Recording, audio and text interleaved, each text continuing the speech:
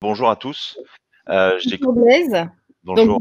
directeur général d'Interface Tourisme, agence spécialisée sur le conseil et la communication touristique. Donc, présentez-nous déjà en quelques mots votre activité. Oui, très bien. Bonjour Pascal, bonjour à tous. Je crois qu'il y a eu des petits problèmes de son, donc j'espère qu'on m'entend bien. J'attends juste confirmation. Si c'est OK pour le son, on me dit que oui. Donc voilà, donc je vais présenter Interface Tourisme très rapidement. Nous sommes une agence de communication, de relations publiques spécialisée dans le domaine du tourisme. Nous avons des bureaux à Paris, mais également dans d'autres pays européens. Et notre métier, c'est de donner envie aux Français de voyager vers nos clients, qui sont des destinations, ou de visiter les hôtels, ou d'utiliser les services de compagnie aérienne. Voilà, tous les prestataires de l'univers touristique. Donc nous agissons à travers les relations publiques, marketing au sens très large, aussi bien B2C, B2B et également sur le segment du tourisme d'affaires. Et nous réalisons également des études d'opinion. Très bien. Vous m'entendez ou c'est difficile? On entend très bien, Pascal, alors qu'on D'accord, entend, il y avait des problèmes tout à l'heure. d'accord, très bien. Excusez-moi. Donc, on peut passer maintenant au bilan des vacances marquées par le Covid-19. Quel bilan peut-on tirer déjà des vacances, dernières vacances d'été? Alors, tout d'abord, si on fait un bilan sur les 6 derniers mois, en fait, ce qui est très différent des périodes antérieures, c'est cette incertitude permanente, en fait, sur les ouvertures, fermetures de frontières et consignes sanitaires. Donc, cette incertitude a créé vraiment un effet de décision en dernière minute. Donc, c'est vraiment dire une donnée majeure, en tout cas sur cette période, c'est les décisions de dernière minute. On l'a vu notamment sur le mois d'août, c'est-à-dire que les prédictions du début d'été ont été plutôt démentis en France, avec des villes finalement qui ont accueilli pas mal de touristes. Donc on a eu moins de tourisme des Français, mais évidemment plus en local, puisqu'à 94%, les Français cet été sont partis en France et qu'ils ont été 53% à partir entre juillet et août contre 71% habituellement. Donc un petit peu moins de voyages, surtout en France, le dernière minute, et puis également des nouvelles formes de voyage, notamment la combinaison du voyage avec le travail, avec le télétravel, donc qui ne fait que commencer, et certains opérateurs, destinations ont commencé à s'adapter à cette tendance. Voilà, l'essor aussi du tourisme local avec les micro-aventures. Donc, je vais partager avec vous quelques enseignements de l'étude que nous venons de réaliser sur la dernière semaine du mois d'août et première semaine du mois de septembre auprès de 3000 Français. Donc, c'est un panel extrêmement large. On a demandé aux Français quels étaient les critères pour eux les plus importants dans le choix de destination. Ce qui est à noter dans ce résultat, finalement, c'est l'importance de critères tels que la propreté, la sécurité au sens large, c'est-à-dire également sanitaire, l'accès aux soins. Donc ça, c'est vraiment un premier bloc qui est très important. Besoin de rassurer vraiment les Français. Le deuxième, je dirais que c'est tout ce qui est en lien avec la nature, l'environnement, le fait qu'ils fréquentent des destinations avec peu de touristes sur place. Donc cette préoccupation-là est nouvelle. Elle était présente avant le Covid, mais elle est en pleine augmentation. Et notamment, on a demandé donc sur les considérations environnementales.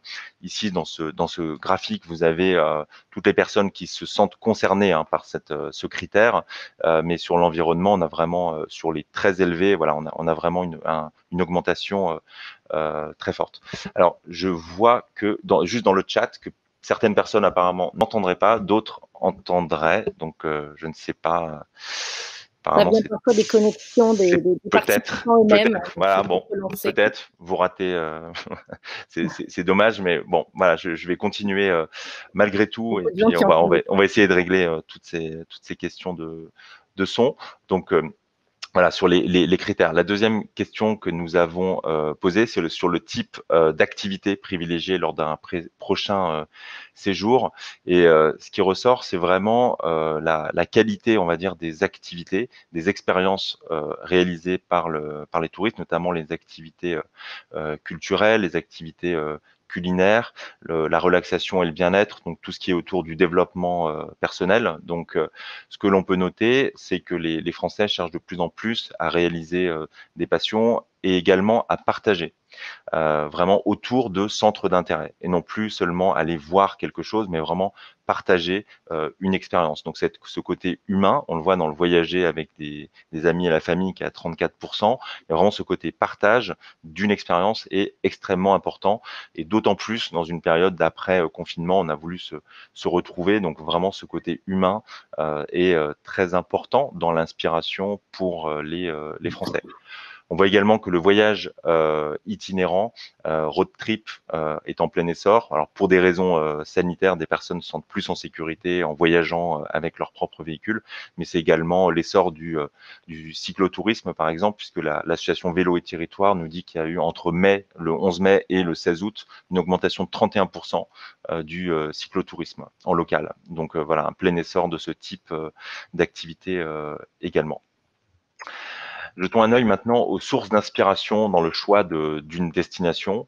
Donc traditionnellement dans le voyage c'est un des sujets préférés, de discussion préférés des Français. Donc le bouche à oreille, qui soit en face à face, en Zoom ou à travers les réseaux sociaux, et reste la source numéro un. Donc la recommandation par des proches reste un facteur très important. Ensuite, on a tous les médias, on va dire papier, médias online, radio et télé qui sont également importants.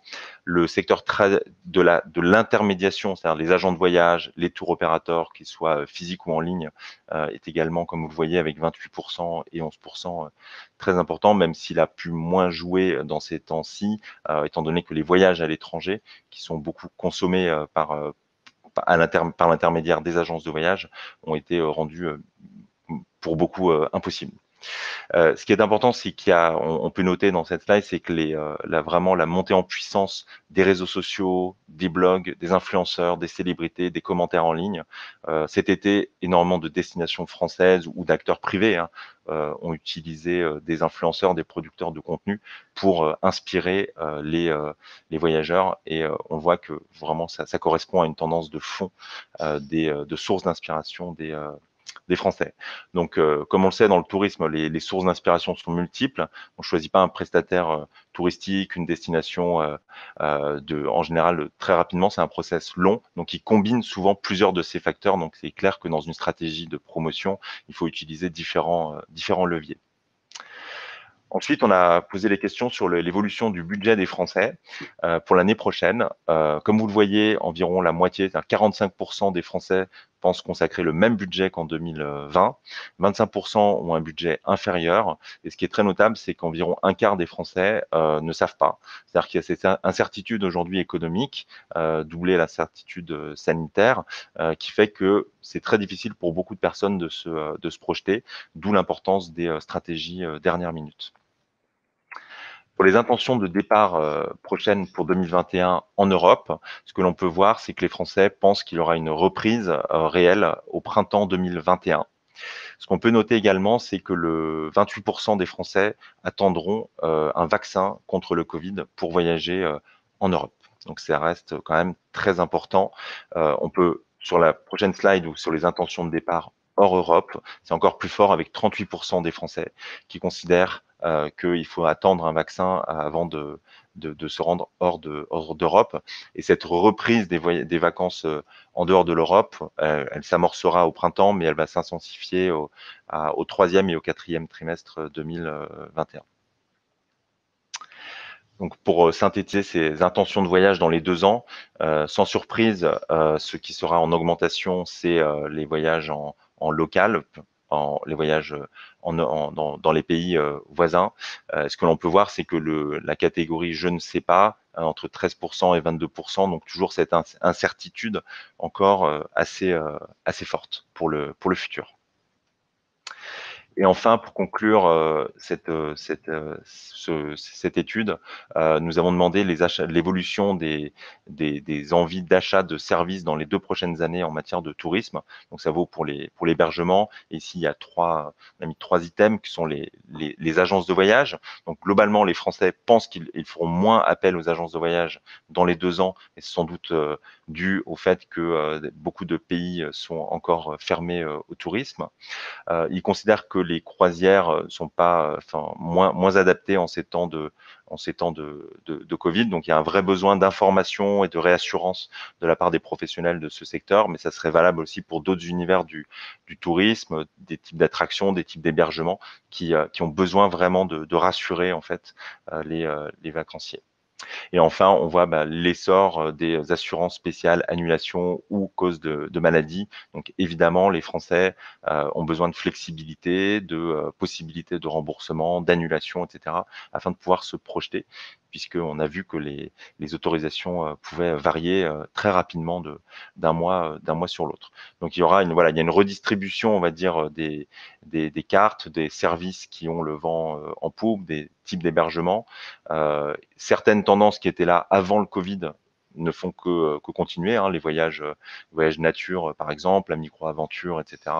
C'est des choses qui étaient là, mais il y a vraiment beaucoup de nouveautés et dans cette nouvelle période avec le Covid. Donc voilà pour les résultats de cette étude, Pascal. Là. Merci Blaise. Donc on rappelle, c'est une étude vraiment toute récente là, que vous avez faite début septembre, hein, je crois. Oui, c'est ça, exactement.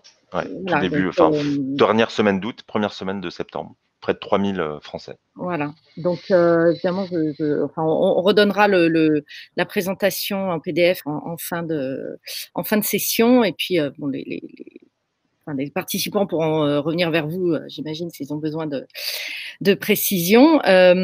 Donc au final, en conclusion, en quelques mots, quels conseils vous donneriez aux professionnels ou aux annonceurs du secteur pour inciter les Français à voyager à nouveau? Je pense que la première des choses, c'est déjà d'informer, on va dire, et de rassurer. Ça, c'est le préalable, on va dire, puisqu'on a vu quand même une forme d'anxiété. Donc, il faut informer, rassurer.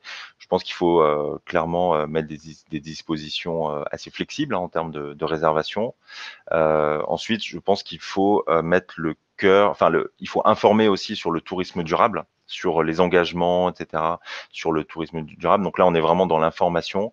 Ensuite, il faut inspirer, mais inspirer peut-être encore plus avec l'humain, encore plus avec des activités originales centrées autour du partage. Je pense que c'est vraiment essentiel. Et enfin, je pense qu'il faut avoir une stratégie adaptative de dernière minute, encore plus qu'avant. Voilà. Parce que tout change très vite et que les Français peuvent se projeter vraiment au dernier moment. Et encore une fois, l'été a été plutôt mal prévu, hein. Donc, je pense que pour les mois à venir, il faut que les professionnels aient mis en place des moyens qui s'adaptent avec des stratégies dernière minute. D'accord, très bien. Merci beaucoup Blaise. Donc on va développer un peu toutes ces tendances que vous avez données là par la suite avec Pinterest. Donc je vais passer la parole à Pauline Fernandez et Bastien de Montaigne, donc qui sont en charge du voyage chez Pinterest France. Bonjour Pauline et Bastien. Donc, rappelez-nous d'abord en quoi consiste Pinterest et comment les marques peuvent y prendre la parole dans le secteur très concurrentiel du voyage. Donc, merci Pascal et bonjour à tous. Donc, je suis effectivement Pauline, en charge de toutes les verticales sur le marché français, intégrant donc le voyage. Et je suis ravie d'être avec vous ce matin pour justement discuter de cette thématique et voir comment l'inspiration est-elle devenue la pierre angulaire du voyage au regard justement des tendances émergentes et des nouvelles attentes des Français évoquées par Blaise à l'instant. Donc, l'idée est premièrement de vous rappeler ce qu'est Pinterest, comment nos pinners utilisent la plateforme et pourquoi Pinterest devient finalement indispensable dans le processus d'inspiration. Tout ceci pour vous permettre justement de positionner notre plateforme sur le panorama digital et évidemment de l'intégrer dans vos articulations médias de demain. Donc, pour ce faire, rien de mieux qu'une petite vidéo justement interactive pour vous ouvrir les chakras et vous montrer le champ des possibles de notre plateforme. Pinterest est une source d'inspiration au quotidien. Voyons comment ça marche. Voici Émilie, elle vit à Paris. Émilie est une passionnée de style urbain, de photos, de cuisine et de voyage. Voici une épingle. Pour voir des épingles, Émilie peut consulter la page d'accueil de son compte ou faire une recherche à partir de mots-clés. Plus elle enregistre d'épingles, plus elle profite d'une expérience personnalisée. Émilie regroupe les épingles qu'elle enregistre dans ce qu'on appelle des tableaux. En ce moment, elle fait le plein d'idées pour son prochain voyage à l'étranger. Mais cette épingle n'est pas seulement une épingle, c'est une pub d'Airbnb avec un lien direct vers leur site web, sur lequel elle va pouvoir planifier sa prochaine aventure. Une inspiration sur mesure. Vous trouvez des idées et vous les concrétisez. Ok, voilà pour l'essentiel. Mais Pinterest, c'est bien plus. Plus de formats, comme la vidéo et le carrousel. Plus de domaines d'utilisation. Du choix d'un tatouage à l'organisation d'une fête. Et plus de façons de trouver des idées, comme les recherches avec visuel. Des centaines de millions de personnes utilisent Pinterest pour trouver l'inspiration et se créer une vie à leur image. Quel que soit votre secteur professionnel, vos clients attendent de vous que vous les inspiriez. Et pour ça, vous pouvez compter sur Pinterest.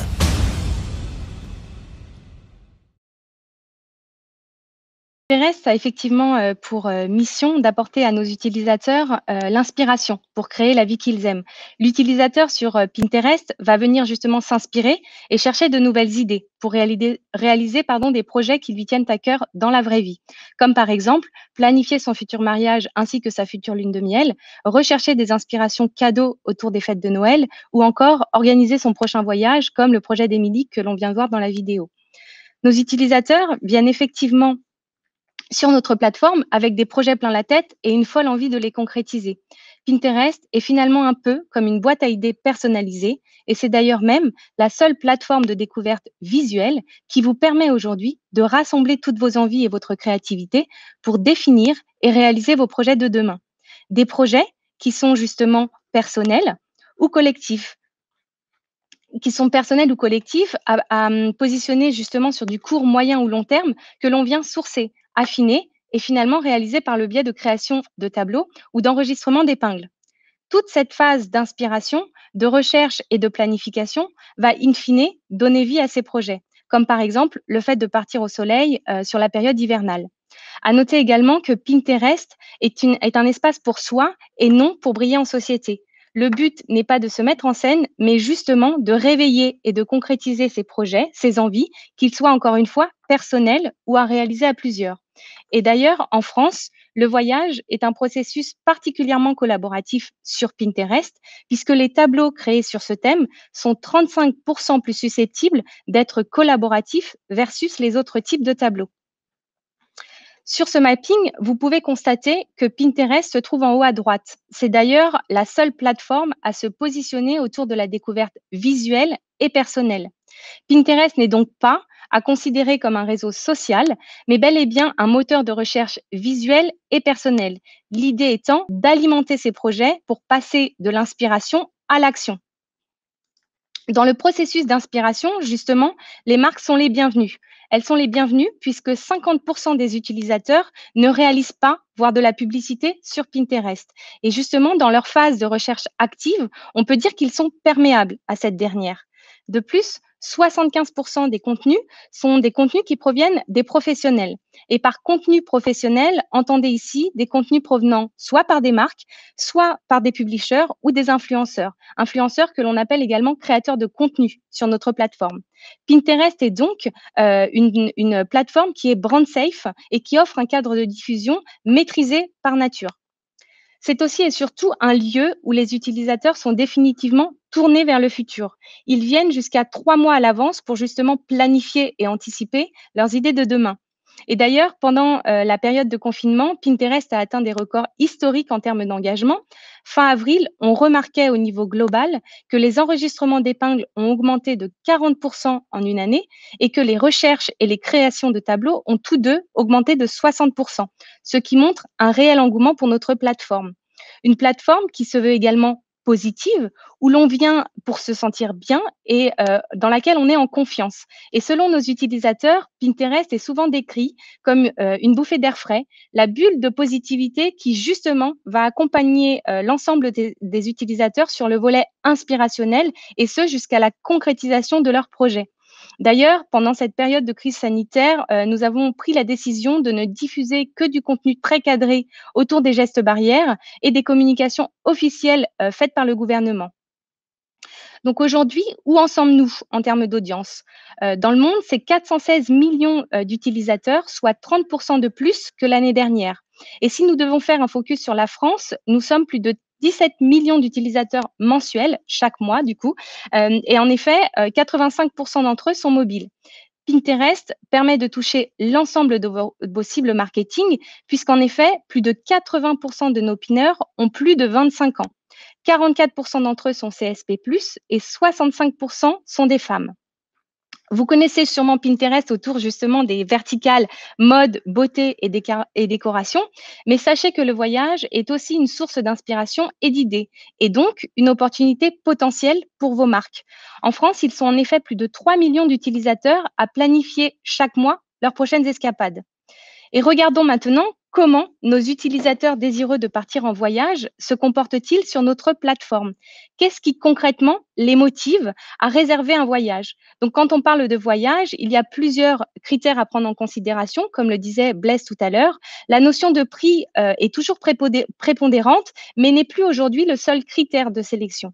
En effet, les futurs voyageurs en quête d'expériences globales, personnalisées et surtout sur mesure. Cela justement passe par 3 principales sources de motivation qui sont une expérience humaine où justement on va créer des souvenirs, profiter des bons moments à plusieurs, et c'est la raison pour laquelle 73% de nos utilisateurs trouvent une source de motivation auprès de leur entourage, que ce soit la famille ou les amis. Le deuxième point important, c'est la quête de sensations fortes, d'aventure ou un besoin d'occuper ses enfants pendant cette période, puisqu'on sait que les vacances sont finalement un projet pour se relaxer, et ce pour chacun d'entre nous. Donc 62% sont en recherche d'activités à faire. Et le dernier point, c'est justement ce besoin de découverte, d'évasion, et donc 61% d'entre eux estiment que la destination est une source de motivation clé. Et les futurs voyageurs vont être amenés à se tourner vers Pinterest pour justement définir leur carnet de voyage. Et dans cette phase de recherche active, d'inspiration et d'idées, ils sont souvent indécis et attendent justement vos suggestions. En effet, 97% des recherches faites par nos utilisateurs ne contiennent pas de nom de marque. Donc, du coup, ces futurs globetrotters, si on peut dire, vont donc chercher des idées pour définir leur voyage et ils vont être ouverts à vos propositions. C'est donc à ce moment-là qu'intervient la phase de considération. Et en moyenne, d'après une étude réalisée par Verto Analytics, les pinners découvriront plus de 12 marques tout au long de leur processus de parcours d'achat dans le choix de cette réalisation de projet voyage. Et cela signifie justement qu'il est particulièrement important de faire une bonne impression auprès de ce public et de le toucher plus tôt dans son processus de prise de décision.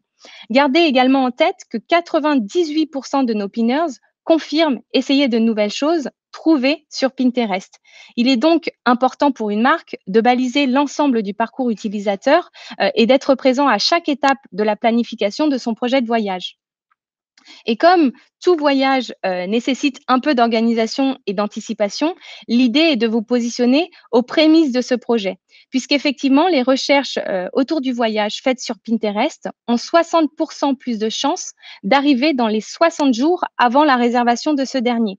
Ce qui vous montre que Pinterest est sans doute la plateforme idéale pour vous accompagner justement dans l'anticipation des projets de vos futurs voyageurs. Je vais maintenant laisser la parole à Bastien qui va continuer ce webinaire en vous proposant un focus sur les nouvelles attentes des voyageurs au regard justement de ce besoin constant d'inspiration, comme on a pu le voir ensemble, et des tendances émergentes évoquées par Blaise tout à l'heure. Merci beaucoup, Pauline, pour cette introduction à Pinterest. Donc, bonjour à tous. Donc, je suis en charge des partenariats travel chez Pinterest depuis maintenant 1 an et demi qu'on a ouvert le bureau commercial à Paris. Et donc, effectivement, je vais vous restituer les résultats d'une étude qu'on a menée, d'une étude d'un focus group. Donc, en fait, on a de nombreux experts qui ont pris la parole ces derniers mois pour faire des prédilections sur les évolutions futures à venir dans la consommation du voyage. Mais finalement, peu d'entre elles s'appuyaient réellement sur des témoignages consommateurs. Et donc, on a une priorité chez nous, chez Pinterest, c'est vraiment de donner la parole à nos utilisateurs. On pense qu'ils sont d'ailleurs plus à même de parler de leurs propres attentes que les data scientists ou les équipes commerciales de Pinterest. Donc, c'est pour ça qu'on a créé, en fait, on les sollicite régulièrement et on a créé un groupe qui s'appelle le groupe des Pinsiders. Donc, en fait, c'est une communauté qui nous permet finalement de réaliser des recherches qualitatives sur les usages de la plateforme. Et c'est pour nous un point de contact rapide dans lequel on échange avec nos utilisateurs et où on peut venir recueillir des informations sur l'attitude et le comportement de ces fameux utilisateurs. Et donc, au vu des récents événements, il nous a semblé plus que pertinent finalement de les interroger sur la thématique du voyage. Donc, comme on l'a vu précédemment avec Pauline, les inspirations de voyage et de vacances, elles sont omniprésentes sur Pinterest. Et donc, les Français viennent sur la plateforme finalement pour trouver des destinations à visiter, pour créer leur liste de voyage, pour rêver de nouvelles aventures et d'expériences à vivre. Et donc, l'objectif de ce focus group pour nous, ça a été d'abord de comprendre ce qui fait des vacances de rêve habituellement pour nos utilisateurs et pour les Français. Et surtout, comment est-ce qu'ils vont aborder la planification des vacances à venir et comment Pinterest joue un rôle finalement dans ce processus de décision. Donc, on a abordé différents sujets avec eux, qui plus est les plus importants, à savoir la nature des bonnes vacances et des facteurs à prendre en compte lors du choix d'une destination. La deuxième chose, c'est le fameux voyage domestique en France ou à l'international, puisqu'on fait finalement face aujourd'hui à nombreuses restrictions qui ont été mises en place d'un pays à un autre. Et par-dessus tout, finalement, quels sont leurs plans de vacances pour cette fin d'année, pour 2020 et au-delà, et qui est particulièrement quelque chose de difficile à prévoir. Je vois qu'Emmanuel me demande une question sur la méthodologie. Donc, la méthodologie, en fait, c'est un focus group, c'est une discussion ouverte. Donc là, je ne restitue pas des données quantitatives liées à des requêtes, liées à un répondant à un questionnaire. C'est une discussion qu'on mène avec nos utilisateurs. Et donc, le premier élément clé, finalement, la première question qu'on a voulu répondre, c'est finalement quelles recherchent habituellement les utilisateurs dans leurs vacances. Et donc, dans un monde, bien évidemment, habituellement non pandémique, dans un monde dans lequel il n'y aurait pas de restrictions mises en place. Et donc, la majorité d'entre eux, la première chose qu'ils nous ont raconté, c'est qu'ils associent leurs vacances préférées aux personnes avec qui ils les ont partagées. Pauline nous l'a montré tout à l'heure, finalement, c'est un facteur de décision qui est extrêmement important puisque l'expérience de voyage est une expérience avant tout sociale et qu'on a envie de partager avec ses proches. Mais pas seulement. Par-dessus ça, ils nous ont parlé d'autres notions, bien évidemment des notions d'évasion et d'aventure. Les vacances idéales sont finalement celles qui leur ont permis de s'échapper du quotidien et de s'abonner à de nombreuses activités. Et du coup, on peut se poser la question aujourd'hui, surtout dans le contexte actuel, est-il vraiment nécessaire finalement de partir à l'étranger pour réussir à s'évader? Est-ce que c'est une obligation finalement pour les voyageurs français? Merci Emmanuel pour le commentaire. Et donc, cette question, les Français se la posent.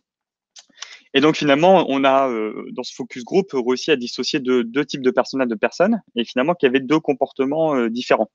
Quand on les interroge pour ces fameuses vacances à venir sur la fin de l'année, on va vraiment retrouver deux types de comportements différents. On va avoir un premier groupe qui sont la majorité qui vont opter finalement pour des voyages domestiques, voire frontaliers. Donc, je parle bien évidemment de l'Espagne, de l'Italie, de l'Allemagne. Et donc, plus enclin finalement à vouloir voyager avec ses proches ou s'adonner à des activités culturelles ou en nature ou autres. Et à côté de ça, on a un deuxième groupe. Ce deuxième groupe, c'est ce qu'on va appeler finalement les attentistes. Ce sont ceux qui aujourd'hui ont l'espoir d'un assouplissement des restrictions de voyage. Et ces derniers, justement, je pense que Blaise les a bien mentionnés tout à l'heure, ont beaucoup plus de chances de réserver en dernière minute leur voyage. Et donc, il faut également être conscient de ça, c'est-à-dire qu'on va beaucoup avoir des utilisateurs, des consommateurs qui vont finalement réserver leur voyage en dernière minute.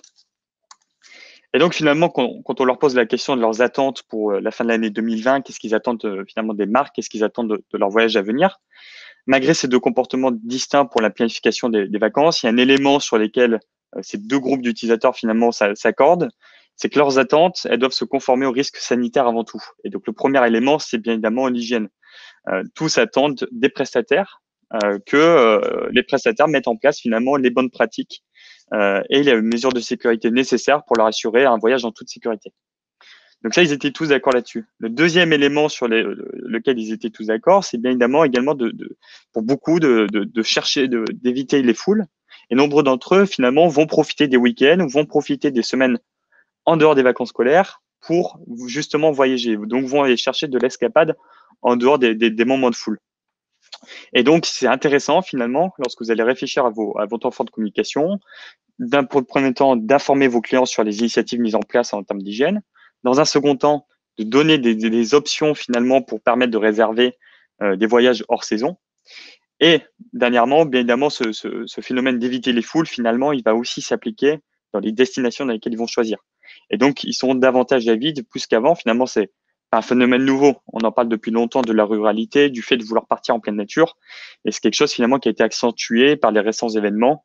Et donc, beaucoup d'entre eux vont être avides d'expériences en outdoor et de nouvelles activités. Donc voilà pour la restitution de cette étude qualitative. Donc c'est une étude vraiment à laquelle on a discuté avec nos utilisateurs. Par contre, je ne vais pas vous cacher qu'on est une plateforme avec plusieurs millions d'utilisateurs et donc bien évidemment, on va venir récolter aussi de la donnée. Cette donnée qui va être révélatrice finalement de grandes tendances de consommation sur Pinterest. Donc là, je vais vous restituer finalement les résultats d'une tendance, d'une étude quantitative qu'on a réalisée à partir des requêtes qui sont réalisées sur la plateforme, c'est-à-dire des recherches qui sont effectuées. Donc, la première tendance finalement qu'on a pu voir pendant juste après le confinement, c'est que finalement, avant tout, il y avait un besoin de s'inspirer de nouveau. On pense, il y a une phrase connue qui dit qu'on continuera de voyager parce que la curiosité, elle ne peut pas être effacée. Et donc finalement, Pinterest, puisque c'est un lieu où les gens ont toujours pu exprimer leur curiosité à tester de nouvelles choses, il y a planifié leur avenir plutôt que de défiler ce qui s'est déjà passé. Et donc, le besoin de s'inspirer est toujours là et finalement, il est encore plus fort qu'avant. Ça va se traduire finalement par une croissance de requêtes, non seulement sur des requêtes très génériques du type style de voyage, récit de voyage, mais ça va aussi se traduire parfois par ces fameuses personnes qui vont vouloir envisager des destinations plus lointaines, comme partir à New York à Noël, sur laquelle on a plus 140% de recherche cette année par rapport à la même période de l'année dernière en août. Une deuxième tendance qu'on a vue, je pense que là je vais rien vous apprendre, on l'a vu sur le JT de 13h, on l'a vu dans beaucoup d'actualités dans le domaine du voyage. Finalement, le voyage domestique, il est plus fort que jamais. Et donc, beaucoup de nos utilisateurs vont venir chercher ces fameuses évasions en France. Et donc, on a une croissance exponentielle sur l'ensemble, finalement, des destinations régionales en France, que ce soit dans les Alpes, dans les Pyrénées ou même sur nos bords de mer, dans des destinations, finalement, comme le Pays Basque, comme la Côte d'Azur, etc. Donc, toutes ces données-là de croissance sont des données de requêtes de cette année par rapport à l'année dernière. À noter que Pinterest est une plateforme de planification et du coup, les requêtes qui sont actuellement lieu en août, en septembre, sont finalement des requêtes pour l'amplification des vacances d'automne et d'hiver. La troisième tendance, Blaise l'a beaucoup mentionné, finalement, c'est également la conquête de nouvelles expériences, le fait de pouvoir s'évader et de vivre des expériences finalement qu'on n'a pas encore réalisées. Et donc, on va retrouver, pareil, une grande tendance, tout ce qui est l'évasion en pleine montagne, que ce soit des randonnées dans les Pyrénées, du camping en tente, comment planifier, faire un sac pour partir ce week-end. Donc, beaucoup de nos utilisateurs sont avides finalement des services que vous pourriez proposer sur ce type de prestations. Et la dernière tendance, c'est bien évidemment le voyage responsable. Donc, c'est intéressant parce que finalement, c'est une tendance qui est vraiment propre à l'année 2020, même avant que le confinement ait lieu, puisqu'on a sorti un rapport des top 100 tendances pour l'année 2020. Et parmi ces top 100 tendances, on observait en France et à l'international une croissance des requêtes sur l'ensemble des méthodes et des possibilités possibles pour finalement réduire son impact écologique lorsqu'on voyage. Et donc, on a une croissance sur le voyage en train. On a beaucoup de gens qui cherchent également le voyage éco-responsable. Et donc, je pense qu'il y a quelque chose sur lequel on peut vraiment capitaliser ici, c'est que le voyage responsable, les utilisateurs sont ouverts à ça, ils sont à la recherche de ça. Qu'est-ce que vous avez à leur offrir? Qu'est-ce que vous mettez en place, vous, en tant qu'agence de voyage, en tant qu'hôtelier, en tant que compagnie de train, finalement, pour répondre à ce besoin-là? Et donc, pour la tendance numéro 1, Pauline, c'était le besoin de s'inspirer de nouveau. Je vous enverrai bien évidemment la présentation suite au webinaire. Et donc, pour conclure, finalement, l'utilisation de Pinterest pour la planification du voyage, elle est vraiment diverse parmi nos différents utilisateurs. Cependant, il y a une chose qui est certaine, c'est que c'est une source d'inspiration clé lors du choix des destinations, du fait de sa nature visuelle de la plateforme. Et donc, les utilisateurs, eux, ils attendent plus d'informations pour décider des détails les plus précis. Je parle bien évidemment de l'itinéraire, des activités, de l'hébergement et même de tout ce qui finalement fait partie prenante de l'expérience voyage. Et donc, c'est pour ça qu'il y a 3 opportunités que vous pouvez saisir. La première, c'est aider les Français à combler leurs besoins d'inspiration. Donc, en leur faisant découvrir les expériences et les destinations qu'ils pourront vivre via vos produits, via vos services. La deuxième opportunité, c'est d'informer. Informer sur toutes les possibilités finalement qu'ils ont à leur disposition grâce à vous en termes d'activité, en termes d'itinéraire, en termes de transport, de logement, puisque finalement, l'information permet la planification. Et Pinterest est véritablement une plateforme de planification. Et pour finir, bien évidemment, le fait de rassurer les Français sur les actions que vous entreprenez en tant qu'entreprise, en termes de sécurité, de flexibilité, de solutions alternatives en cas d'annulation de voyage, mais également d'engagement RSE de l'entreprise. Et donc, pour que chacune de ces opportunités soit une réussite pour vous ou votre client, vous n'avez qu'à prendre aujourd'hui la parole. Et pour vous aider sur ce point-là particulier, Vincent Vacher va vous présenter finalement ses conseils de communication et je passe la main à Pascal. Merci beaucoup. Merci Bastien. Bastien et Pauline. Donc, on a eu beaucoup d'informations sur les attentes et les comportements des voyageurs. Alors, Bastien a un problème de son. Il faudrait, voilà, on va déconnecter pour le moment. J'espère que ça va marcher. Donc, effectivement, on a vu les attentes et les comportements. Comment ça se traduit maintenant en termes créatifs pour les annonceurs? Donc, je passe la parole à Vincent Vacher, créatif stratégiste, c'est-à-dire que vous accompagnez les marques dans leur démarche de communication sur Pinterest. Alors, expliquez-nous comment ça s'applique au contexte de la préparation d'un projet de voyage. Pauline et Bastien, nos utilisateurs vont se connecter sur Pinterest avec des intentions. C'est des intentions de voyage qui sont autant d'insights pour du coup tenter en tant que marque d'être au plus proche de leurs attentes et au plus proche de leurs besoins. Et effectivement, comme je viens de le dire, nos utilisateurs vont se connecter avec une intention en tête. Ils savent qu'ils veulent voyager, mais en revanche, ils ne savent absolument pas où partir ni comment. Et pour cela, ils vont faire en fait confiance à Pinterest pour les guider dans tout ce processus d'inspiration. Donc de la découverte au voyage, en passant par l'étape difficile du choix, puis la réservation. Et ce funnel-là, ce processus d'inspiration que nos utilisateurs vivent tous les jours sur la plateforme, ça va être une immense opportunité qui est offerte aux marques pour accompagner les utilisateurs en fait.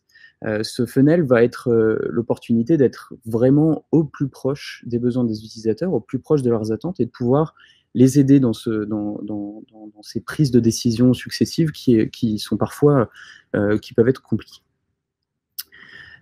Et ça, c'est d'autant plus vrai sur Pinterest parce qu'on a l'habitude de dire que les marques sont des solutions. C'est en fait grâce au contenu que les utilisateurs vont réaliser leur projet. C'est grâce au contenu que les créateurs, que les blogueurs, que les médias, mais aussi les marques vont créer, que les utilisateurs vont pouvoir réaliser leur projet.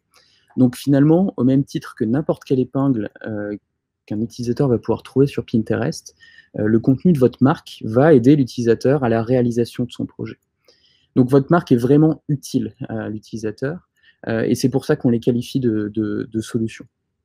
C'est d'autant plus vrai aujourd'hui, on l'a vu avec Bastien, avec Blaise, dans une période où les gens recherchent des solutions pour réapprendre à vivre dans cette nouvelle normalité, notamment dans le domaine du voyage.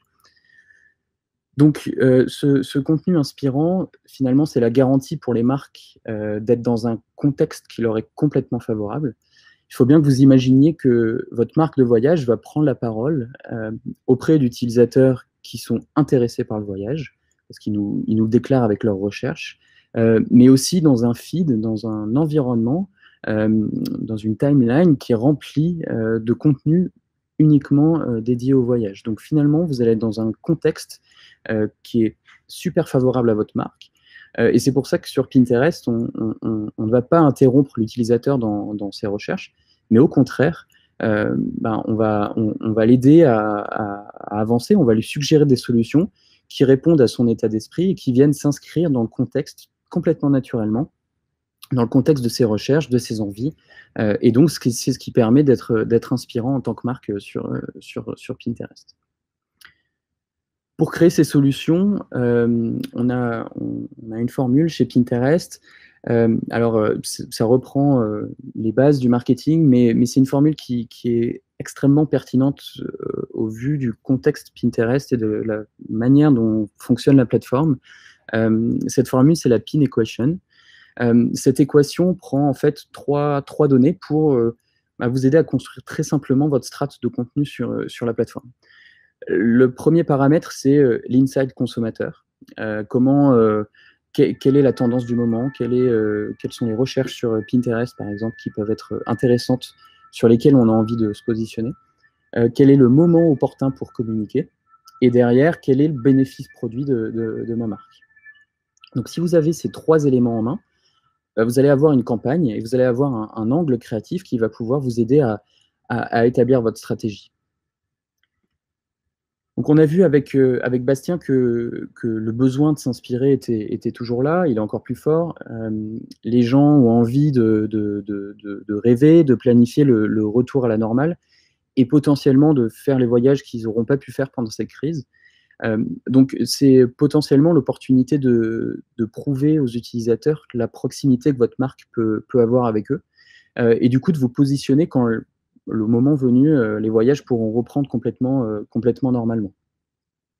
Il y a d'ailleurs un conglomérat d'acteurs du voyage aux États-Unis qui a réalisé un spot télé dernièrement qui est assez inspirant et qui se positionne exactement de cette manière pour dire tous ensemble, on sera là quand vous serez prêts, quand cette crise sera terminée. Ne vous inquiétez pas, on sera là pour vous. Les nouvelles préoccupations de nos utilisateurs permettent aussi d'ouvrir des nouveaux terrains d'expression, notamment autour du RSE. Le fait que les dernières tendances montrent clairement qu'il y a une appétence pour l'éco-responsabilité, pour des voyages beaucoup plus responsables, ça permet aux marques de potentiellement orienter leur message sur des engagements RSE, de les mettre en avant et du coup de proposer aux consommateurs de voyager plus responsables, de leur proposer des solutions et des vacances plus responsables, avec par exemple la possibilité de prendre le train comme moyen de locomotion privilégié, ce qui pourra du coup les aider dans les différents choix qu'ils vont avoir à prendre pour partir en voyage, de savoir qu'ils vont pouvoir voyager responsablement en train. Ça va pouvoir les aider dans leur choix. Et puis finalement, sans surprise, les utilisateurs comme Bastien l'a dit, sont de plus en plus en recherche de voyages dans leur pays d'origine.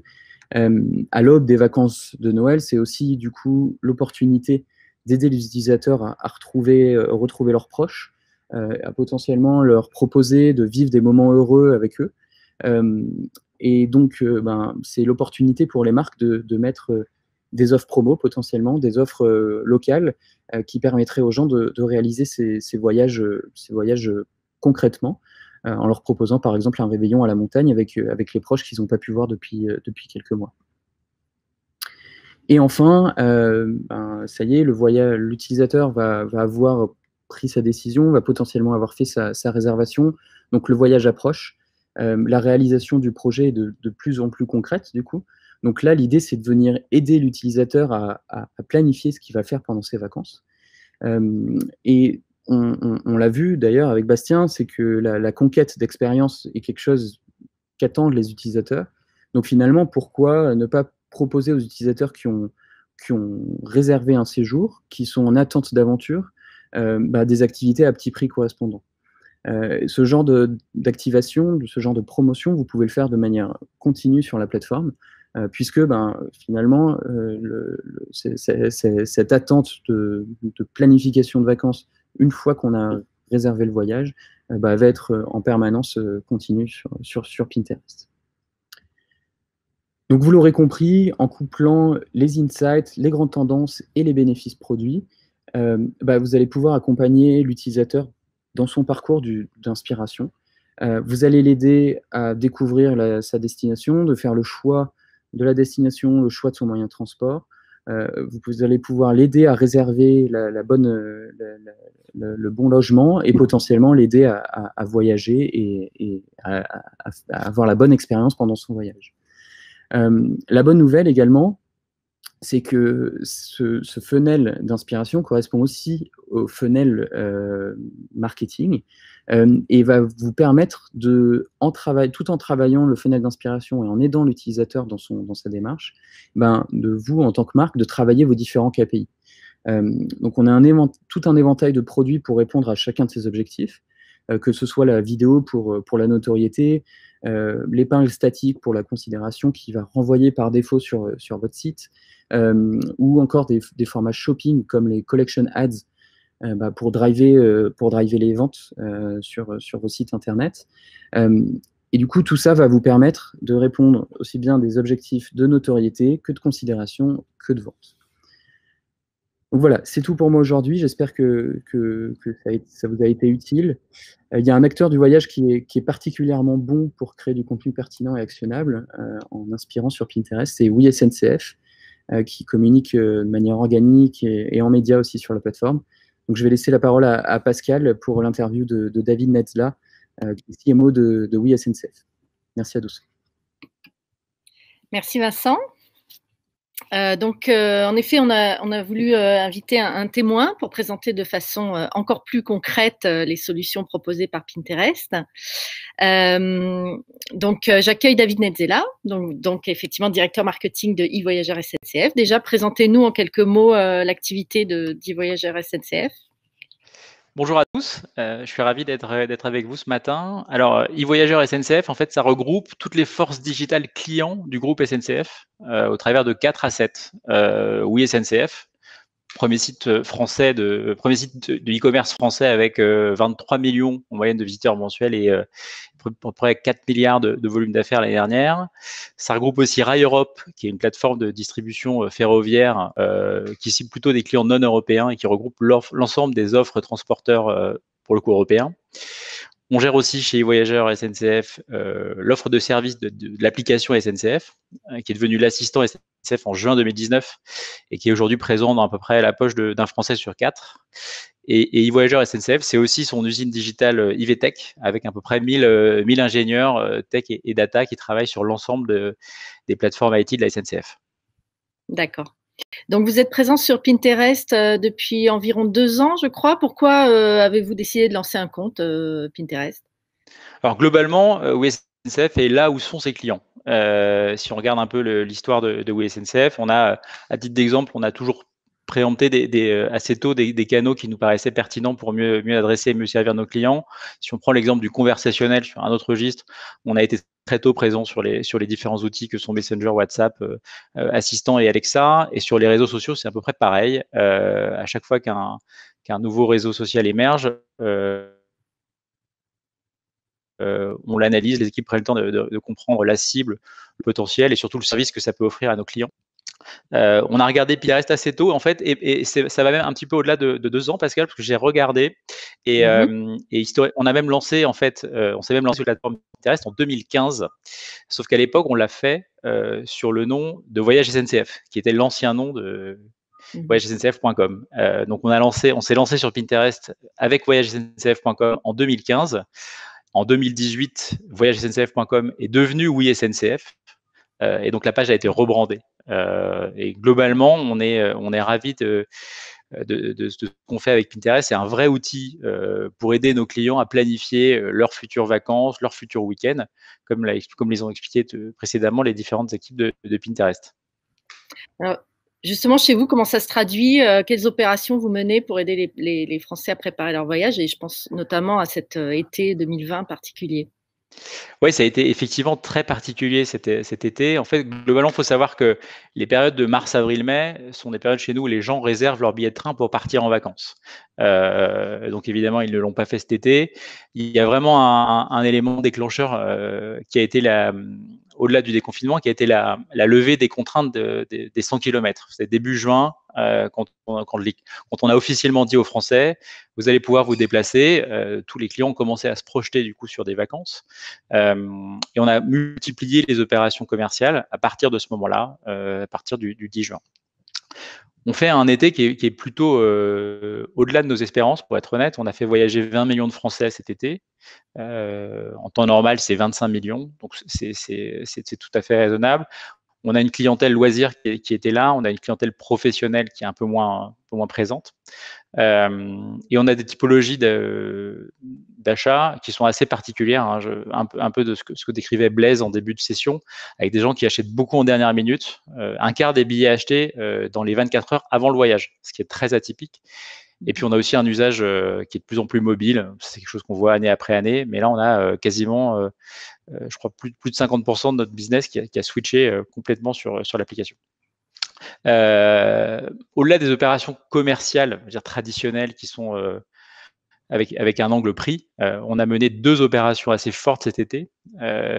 Une qu'on a lancée à l'occasion des premiers départs en vacances début juillet, qui s'appelle le Grand Tour des régions, qu'on a lancé en partenariat avec la mission Stéphane Bern et la Fondation du patrimoine, où tous les jours on a mis une région à l'honneur, avec des offres et des conseils personnalisés sur des sujets culinaires. On avait un partenariat avec le Fooding notamment, un partenariat avec Airbnb sur la partie activité.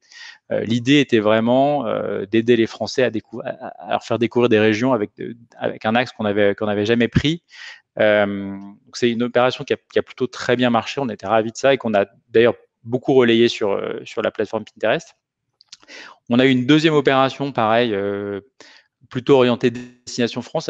On a relancé en fait une campagne de 2005 qui avait été menée à l'époque avec notre agence DDB, qui s'appelait les panneaux, où en fait on avait détourné le nom de grandes villes de capitale mondiale et sur lesquelles on avait en fait mis en avant des villes françaises qui avaient le même nom, des villes comme Cancun, Singapour.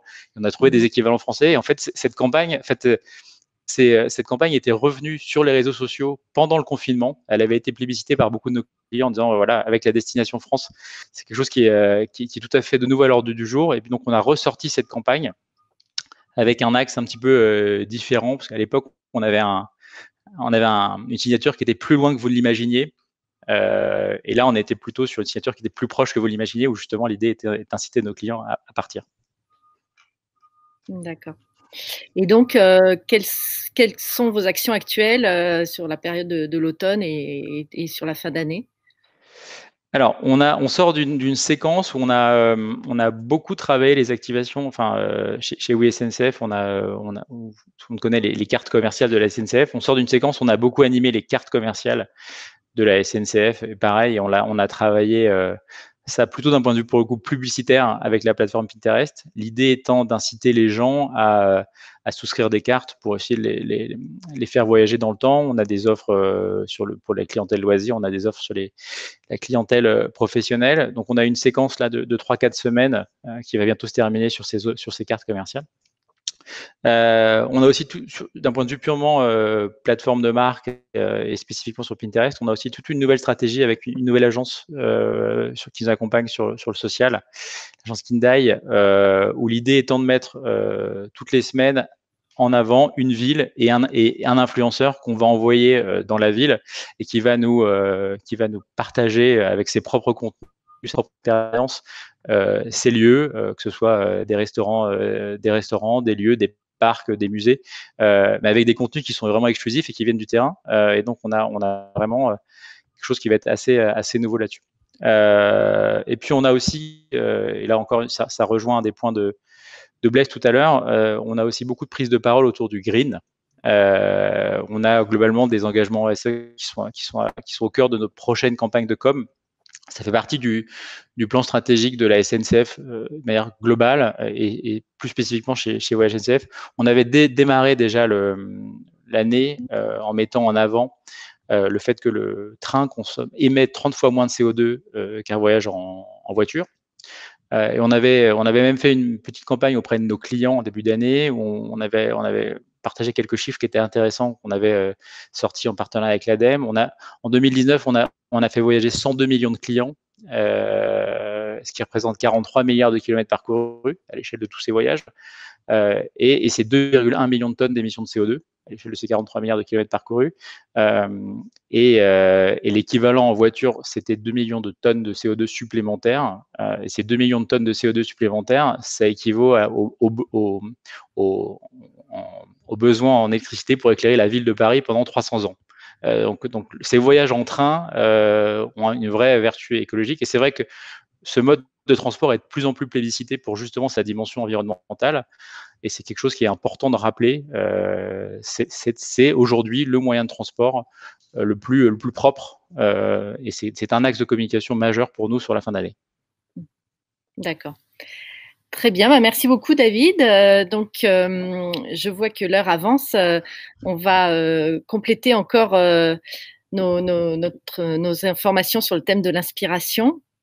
Je vais repasser la parole à Bastien de Montaigne. Vous avez souhaité nous présenter une campagne réalisée pour Airbnb qui était assez prémonitoire par rapport à la période actuelle.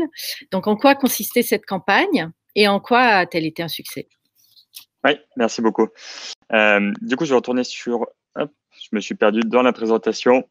Donc, je vais vous parler en fait d'une étude de cas sur une campagne sur laquelle on a été l'année dernière avec Airbnb. Et donc, effectivement, une campagne qu'on pourrait dire prémonitoire, puisque finalement, l'année dernière, on a été briefé avec Airbnb sur une campagne dont l'objectif était vraiment de faire redécouvrir la France et de faire redécouvrir aux Français les petits villages, les petites régions proches de chez nous.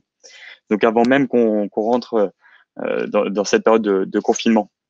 Et donc Airbnb a travaillé sur une nouvelle mécanique de campagne dont le principe était de financer la première nuit de réservation dans une liste de 12 villages participants en France pour encourager les Français à aller visiter des villages dans des lieux ruraux plus reculés, habituellement loin finalement des circuits touristiques. Et donc, ça a été vachement intéressant parce que cette campagne-là, d'un côté, elle a été en collaboration avec l'ensemble des offices de tourisme et des villages en question. Et par-dessus, du côté de Pinterest, on est venu l'agrémenter finalement avec des insights, puisque une chose qu'on avait notée l'année dernière dans nos rapports de tendance, c'est que le voyage domestique était déjà une tendance très grande en 2019, puisqu'on avait de plus en plus d'utilisateurs qui cherchaient des destinations locales, des petits villages, des spots secrets, des activités en nature. Et donc, l'ensemble de ces tendances et de ces insights nous ont vraiment permis de détecter non seulement le potentiel de Pinterest, mais surtout finalement de diriger la création des contenus qu'on allait produire pour cette campagne. Et donc, on a collaboré avec Airbnb pour produire des assets personnalisés pour Pinterest avec une première destination média. Donc, les premières choses qu'on a réalisées, finalement, on a produit des vidéos pour Pinterest pour communiquer finalement en sponsorisant les épingles, comme vous avez l'exemple là sur la gauche, en jouant sur le feed de Pinterest et avec vraiment la finalité de chaque semaine, on ouvrait de nouveaux villages et on pouvait réserver dans certaines destinations. Et donc, à partir de ces insights que les gens cherchaient à la fois des spots secrets et à la fois des activités en plein air, eh ben, on a accompagné Airbnb dans la création finalement de ces épingles qui non seulement jouent avec la plateforme, mais qui sont en plus de ça pertinentes finalement avec les attentes utilisateurs, en allant cibler toutes les personnes ayant une affinité pour le voyage et cherchant à voyager sur Pinterest. Donc, on a d'abord animé finalement de semaine en semaine de cette manière. Et par-dessus ça, sur toutes les personnes qui ont décidé d'engager avec ces vidéos, qui les ont regardées jusqu'au bout, et ben toutes ces personnes-là, on a pu les retoucher grâce à une méthode marketing qui s'appelle le remarketing, qui va nous permettre de recibler des personnes ayant déjà vu vos vidéos, et dans lesquelles on va davantage cette fois-ci finalement les encourager à cliquer sur une épingle qui redirige automatiquement vers le site internet pour pousser à la réservation, pour inviter à la réservation, et donc bénéficier de cette offre de Airbnb qui offrait la première nuit. Donc, ça a été à la fois une mécanique intéressante pour cette notion de s'appuyer sur des insights dans la production des créas et également dans la mécanique dans laquelle ça a été organisé, puisque finalement, ça n'a pas été seulement une opération publicitaire, ça a été également une opération qui a été travaillée avec des influenceurs, des créateurs de contenu, puisqu'Airbnb, si vous allez sur le compte d'Airbnb sur Pinterest, vous verrez ce tableau qui s'appelle « La première nuit, c'est pour nous », dans lequel ils ont collaboré avec des créateurs de contenu pour créer des tableaux collaboratifs dans lesquels Airbnb télécharge des images et des informations sur ces villages et le créateur de contenu vient également agrémenter ces tableaux avec finalement avec son expérience de voyage dans le village en particulier dans lequel ils étaient envoyés. Donc c'est une mécanique qui a été très forte et très réussie, puisque ce qui est intéressant, c'est qu'en organique sur Pinterest, on n'est pas sur un feed d'actualité. Le contenu que je télécharge organiquement, il va continuer d'exister dans 6 mois, dans un an et demi. Et donc finalement, ces épingles, ce contenu qu'ils ont créé avec des influenceurs, aujourd'hui est toujours disponible et les utilisateurs de Pinterest continuent à engager avec les contenus liés à ces destinations. Et donc en termes de résultats, pour vous donner un petit ordre d'idée, ce qui est intéressant, c'est que d'un côté, on a réussi à toucher 4,2 millions de Français sur Pinterest à travers cette campagne. Et surtout, on a réussi à augmenter de plus 16 points, finalement, la notoriété de cette opération, malgré qu'elle était également activée à côté sur d'autres médias sociaux ou encore dans des opérations de offline.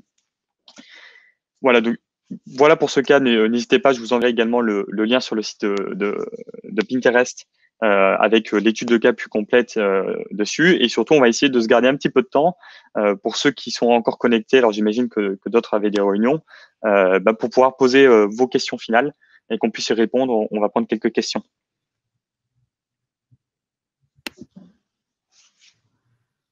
Merci Bastien. Oui, en effet, on a essayé de répondre au fil du chat. On a vu qu'il y avait pas mal de questions. Merci à tous les participants pour leur écoute active. Donc, de toute façon, je rappelle que tout le monde va recevoir le PDF de la présentation dans la journée. Les équipes Pinterest se tiennent aussi à disposition des participants pour répondre à toutes vos questions si vous voulez aller plus loin. Également, je peux relayer vos demandes pour Blaise Borosé d'Interface Tourisme. Et puis, vous retrouverez aussi un compte-rendu de cette conférence dans les pages de stratégie papier et digitale. Parfait. Je vais prendre cette première question de Jérôme Moroni. Donc, la question est: quel est le budget du remarketing et quel budget avec les collaborateurs et influenceurs? Alors, j'imagine, Jérôme, vous faites mention à la campagne de Airbnb. Alors, je pourrais malheureusement pas vous donner les budgets qui ont été engagés sur cette campagne-là. Néanmoins, ce qui est important de noter sur un budget de remarketing, finalement, ce budget de remarketing va dépendre du nombre de personnes qu'on a touchées à travers la campagne vidéo. Et donc, le nombre de personnes qui l'ont vu. Et donc, dans le cas présent, ici, il s'agit de 4,2 millions de personnes. On va calculer finalement ce budget remarketing en fonction du nombre de fois qu'on a envie de retoucher les utilisateurs. À noter que le modèle économique de Pinterest, vous pouvez à la fois faire des enchères au coût par 1000 impressions, des enchères au coût à la vue ou des enchères au coût par clic. Ouais, j'espère que ça répond un peu à la question, Jérôme. Alors, je vois une deuxième question également très intéressante de Thomas. Pinterest prévoit-il de déployer des solutions de réalité virtuelle pour les voyages? Et donc, effectivement, hier, vous avez vu une application virtuelle à du rouge à lèvres pour la beauté. Donc, c'est une ambition qu'on a. Aujourd'hui, il n'y a pas de projet à proprement parler de réalité virtuelle lié au voyage. Par contre, il y a un projet d'intégration potentielle d'une carte sur Pinterest qui permettrait d'épingler non seulement finalement une image, une inspiration, mais également le lieu qui est associé pour venir aider à la planification du voyage. Voilà pour Thomas. Alors, ensuite, j'ai une question de Lucille également que je vais prendre. Donc, bonjour, quels sont les formats vidéo Pinterest est plus performant? Donc, en termes de performance, tout dépend de vos objectifs. Donc, aujourd'hui, vous pouvez à la fois avoir un objectif finalement de faire connaître votre offre, qui était par exemple le cas de Airbnb, ou avoir un objectif finalement aujourd'hui de générer des ventes sur le site internet ou même du trafic qualifié. Pour ça, chacun de ces objectifs, on a des formats qui sont associés. Et donc, pour le simplifier un petit peu, aujourd'hui, pour des objectifs de notoriété et de considération, on encourage fortement à utiliser la vidéo, qui est aujourd'hui le format le plus engageant, puisque de toute manière, Pinterest est globalement un environnement statique dans son ensemble, et donc la vidéo va permettre de mieux gagner l'attention lorsqu'il s'agit de développer la notoriété d'une offre ou d'un produit. Donc, on recommande fortement la vidéo. En ce qui concerne les objectifs de vente et de trafic qualifié, on encourage à avoir des formats statiques de type carrousel ou une image standard qui auront en fait en un clic une redirection immédiate vers le site internet.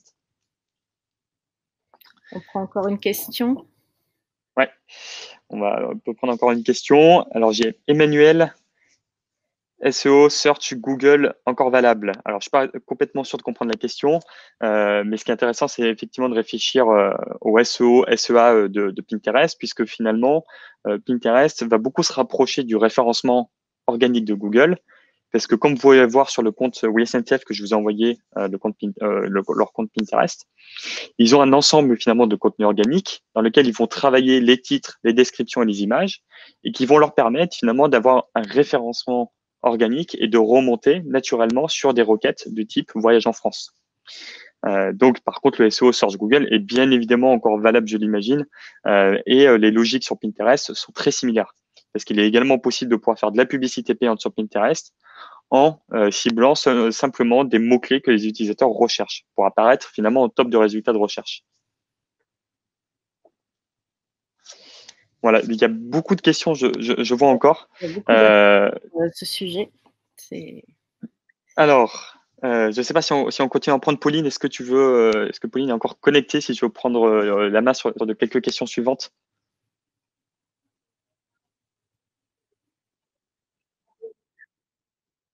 De répondre à Véronique sur le nombre d'utilisateurs mensuels autour du voyage. Donc, effectivement, 3 millions en France chaque mois. Et dans le monde, ils sont à peu près 50 millions à être intéressés justement par la planification d'un voyage sur notre plateforme. Voilà. Très bien. Bon, ben, je pense que voilà, chacun va poursuivre son emploi du temps d'aujourd'hui. Donc, merci beaucoup à tous les participants. Merci pour vos questions. Et puis, voilà, n'hésitez pas à revenir vers les équipes. On vous transmettra toutes leurs coordonnées. Merci. Bonne journée.